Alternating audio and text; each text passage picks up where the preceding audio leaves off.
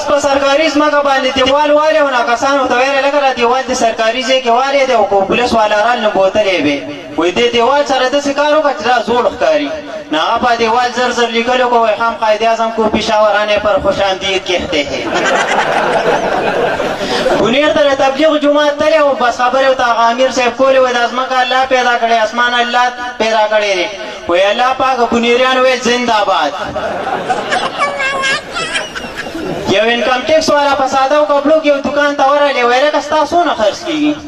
هغه خو په غرور سره وویل وایي جی 1 لاک خرڅ کېږي هغه ورته غلی شان د جیب نه کارت راویسته وایي زه انکم ټیکس والا یم په تا به زه اوس ټیکس لګوم وایي زه په غلخور مشهور یم وایي ټول بازار کې وګوره زما د خلک غلخور وایي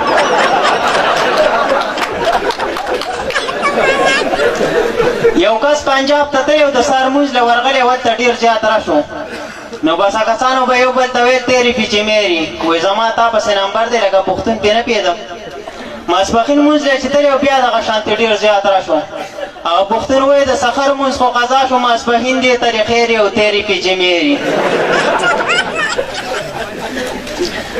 خیق جهاد له تلي و نه بیا چې واپس رال خپله کارکردګي بیانوله هغه کس ته تاسو وکړئ لکه تا څه کارکردګي وکړه یو ته وایي چې ما به د دریو نصرونه وویل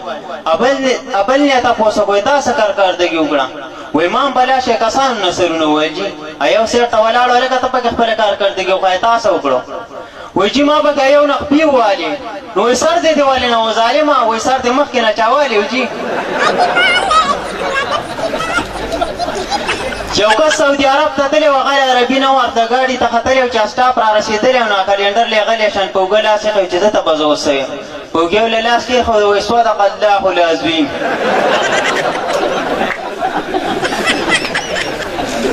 یو کس جوار کرل چې کله به جوار واغېستو بار به ووتو بوجۍ به یې په سر کړه نو بس باران به شو دغه شانکار یو 2-3 ورځې کړې وریځ بدله راتله په څلورمه ورځ داسې کار کړی و د جوار به په دې دیوال واړومه نو زه صحیح به یې وبه یې کړم په دیوال چې څنګه بره وروخته نو وریځ راغلی او ګړس ګړس شو وایي میغ رنجه و جرندې دې وړمه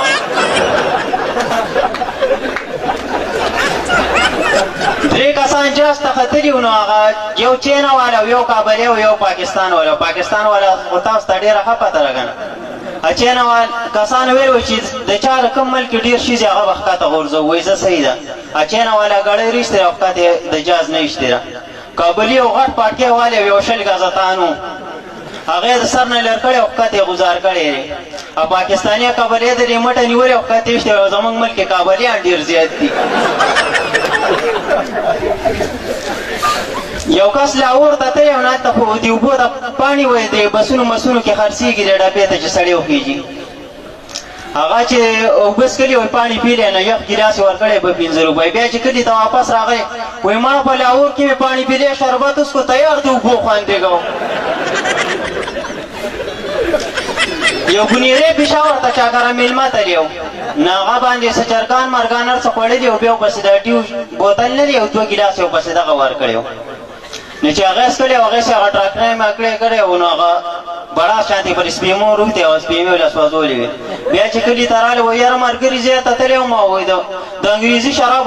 مې راباندې وڅښل د ایمان مې پر سپېمو راوته